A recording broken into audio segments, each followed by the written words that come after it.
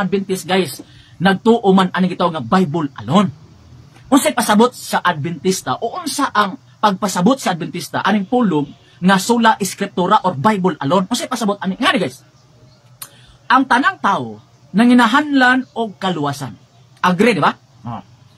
Nanginahanglan ta kaluwasan karon kay ang tanang tao nanginahanglan magkaluwasan. Kinsa man ang atong manluluwas nga gikinahanglan nato ang kita manluwas. Di ba si Kristo?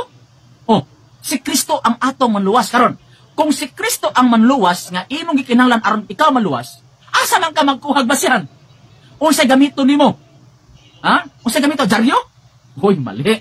Juan 5:39 unsay sultan ni Jesus Christ? Nagtuon kamo sa kasulatan kay nagunahuna kamo nga pinaagi niini makakaplag kamo sa kinabuhing dayon. Muna nga guys, kami nagtuumi og kanagita nga Bible alone. Ngano? Ang kaluwasan namo diha ra makaplagan sa Biblia. Sola Escriptura or Bible alone. Pagtulunan nga giimbento, actually naa nag-imbento ang adaan before kang Martin Luther, pero misikat na sa panahon ni Martin Luther kay si Martin Luther man ang nagsilbi ni tindog ni anang maong gitawag og bandiraha og maoy pagtuo sa tanang mga Protestant churches at that time og even until now ang mga fundamentalist mi-adapt ni anang mga teaching gikan kang Martin Luther. Ug usa sa nag-adapt niini kining ato ang mga higala nga mga dili Katoliko, particularly kining Seventh-day Adventist ug mo nagidipinsahan sa kuno depensor ni ining maong punduka. So karon, ang sola escriptura again wala nagikan kang Ginoong Jesucristo. Og never nagtudlo ang Kristo ug ang mga apostol nga Bible alone lang ta. Ngano man, kay bisan sa panahon ni Ginoong Jesucristo, nagbasa sila kasulatan pero di na kasulatan ng ilang bases. Sa hinungdan nga di nila ma-interpret ang maong kasulatan kung wala sa tradisyon. Kay ang kasulatan, kung tanaw nimo ang kasaysayan sa mga Hudyo, ang kasulatan resulta lang sa ilang tradisyon. Kay even ang scripture produkto siya sa tradisyon. So, muna kung tanaw na itong mga Hudyo, magbasa sila kasulatan o niya, mag-quote sila mga traditions, mga buhat, mga actions, nga kanang na-equal kalambigituan sa ilang faith and also sa ilang prayers, sa ilang mga pag-ampo. Nagipasa-pasa, gikan sa unang henerasyon ngadto sa laing henerasyon. So never nagtudlo ang mga Hudyo o ang Ginoong Jesucristo og sola eskriptura. Nga pagkaman ipamugos ninyo nga tinuod mo tungod kay nagkutlo ang Biblia o sola eskriptura, no. Mali. Mali na. Number 2, katawa pa ko kay ingon pa siya nga ang kaluwasan do nila makaplagan lamang diha daw sa Bible. Unsa lang sitas Biblia na makaplagan ang kaluwasan sa Biblia.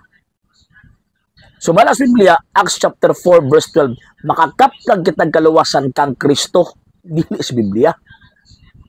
Ang Biblia, makabasa ta mahitungod sa kaluwasan, pero di pwede, di ato makaplagan ng kaluwasan. No sir, no ma'am.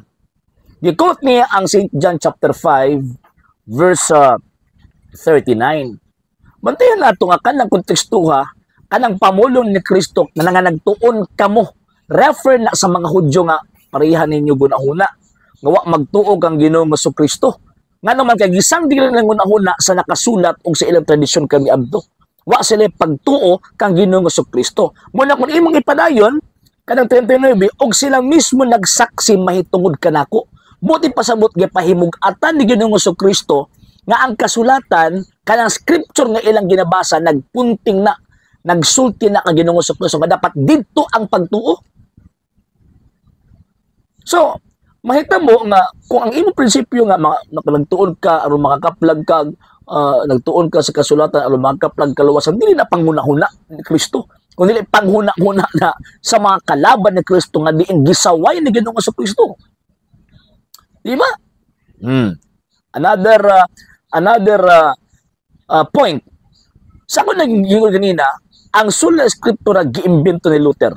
Kay giimbento ng Luther, man-made teaching ka na. Ngamin nga mundayan, di ba, si Kristo mga itong manluluwas, asa man ito magabasi kung magtudlo, tagpagtulunan, mahitungod kang Kristo. In terms of teaching, syempre, magbase ka kang Kristo. O niya si Kristo ang iyang gisulti, tudloi sila sa tanan nga akong gisugo ninyo. St. Matthew chapter 28 verse 20. Wa man mo si Kristo nga pabasaha sila sa inyong gipangsulat. O gwapo din sa si Kristo nga hala panlakaw mo sa kalibutan o pagsulat mo. Wala eh. Wa mo si Kristo ana. Nagpabilin nga ang Kristo iyang gitagaan og pahimugat ang iyang iglesia nga maoy mutudlo sa mga tao. Ay, dagon makaplagan ang kahibalo sa Dios, di ba? Ephesians chapter 3 verse 10, kay pinaagi sa iglesia masayron kayo sa mga pangulo sa kalangitan ang kaalam sa Dios diha sa nagkalain-laing paagi. 1 Timothy chapter 3 verse 15, ang iglesia maong haligi og patukuranan sa tanang kamatuoran.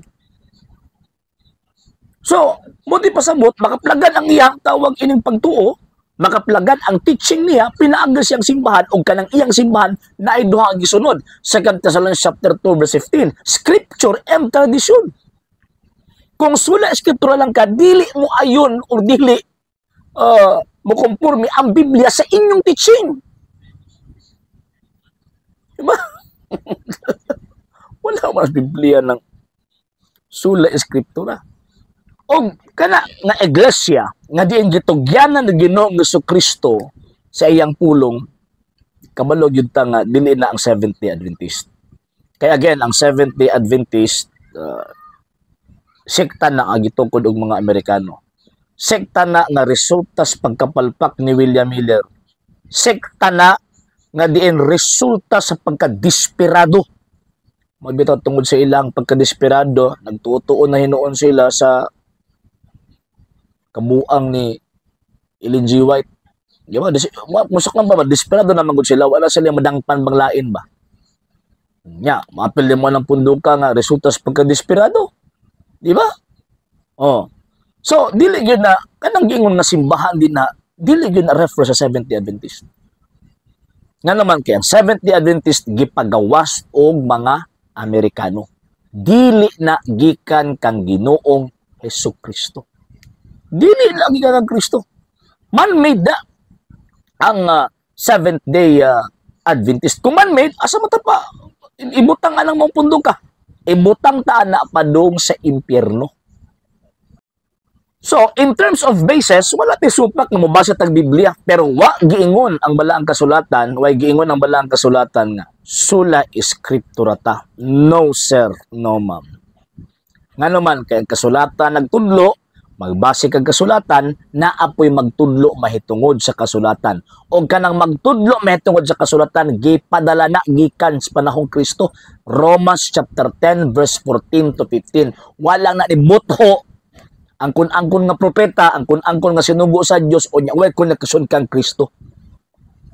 So ingon ana mga serug mga mamon, kita pailad ni ining mo mga tawhana kay kung magpailad ta ang mahitabuan na mga sir ug mga ma'am, sa ko nang giingon, hilaon na nga tong kalag padung sa impyerno. Hilaon na nga tong kalag padung sa impyerno. Napa ni part 2 and part 3 kay 3 minutes man ni. So every minute nga to ang tagaan og reaction, okay? Sa hindi pa po nakapag-follow sa mga pages po natin, i-follow nyo po yung mga pages po natin. RJ Horolanciano II TV Apolia Punto Argumento page, Kuya Apologist TV page, and RJ's Vlog 2022. And pwede rin po kayo mag-send po dyan ng Facebook stars. And also, sa ating po mga channels, sa hindi po nakapag-subscribe, subscribe po ninyo yung mga channels natin, Dalay Catholic, Apologist International Official, RJ Sano II TV, Kuya Apologist TV, and Barrio Kawayan Religious Forum. And pwede rin po kayo mag-send po dyan ng super sticker, super chats, and super thanks. And maraming salamat po sa mga kapatid at mga Katoliko na ulis pong tumutulong sa programa po natin. Maraming salamat po. Nang dahil po sa tulong at suporta po ninyo, ang programa pong ito, until now, andito pa rin po sa social media.